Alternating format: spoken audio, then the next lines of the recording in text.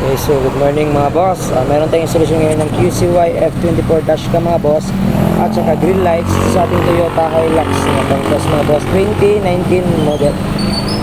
Hindi ako nagkakamali. So ito siya mga boss, side view. Ito yung ating green lights yan. So ang color nito mga boss is amber. So meron din siyang available na smoke type, pero sa ngayon wala tayong mga boss. Ito lang meron. Dalawang choices to siya meron, ay amber at saka yung smoke type, pero wala kami yung smoke type. Ito na yung available namin ngayon, siya amber at saka yung dashcam mga boss na best seller namin dito, F24. Ito yung specification niya mga boss, 4K plus 1080p.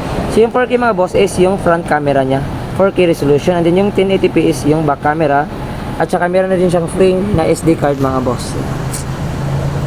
Ito yung specs na yun. Basahin nyo lang mga boss, and then i-check natin yung camera mga boss, yung unit mismo din sa loob. Ito siya mga boss, yan. So ito siya mga boss, ito mismo yung ating dashcam, yan. Ito yung back camera mga boss, and then swipe natin pa left para mag-change ng angle yung camera, yan. Ito yung front camera natin, kasi napakalinaw mga boss. Madilim sa labas kasi makulimlim yung panahon. Yan. And then ito yung dual mode mga boss. Yan. Ito yung front camera, and then ito yung back camera.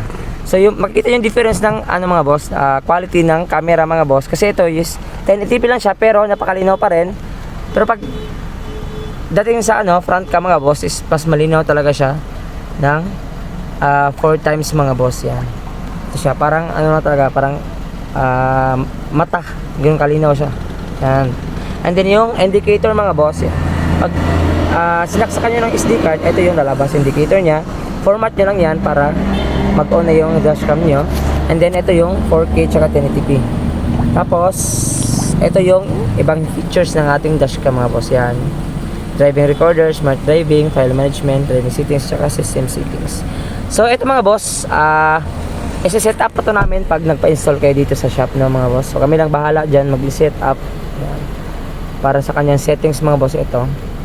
So punta tayo sa file management. Yan. Ito yung file management mga boss, yung na recording ng recorded files mga boss. Yan.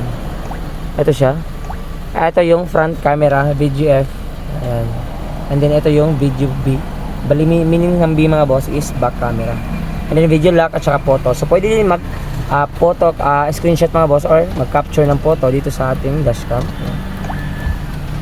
So yun lang mga boss. For more inquiry or information, just please free to visit our shop mga boss, Andres Auto Accessories. Yan. Ito yung office mismo, yan logo, Andres Auto Accessories mga boss, Kion Sondra.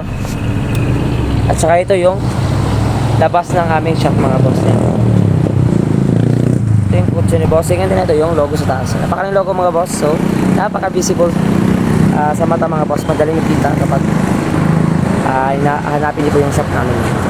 Kasi andito lang siya naka-locate sa mga boss, Banal Shell Station or Purok Bahada daw mga boss, Pagadian City. Then ito yung landmark mga boss yan, yung Shell Station sinasabi ko later kanina. Yan siya mga boss. So yun lang. Peace.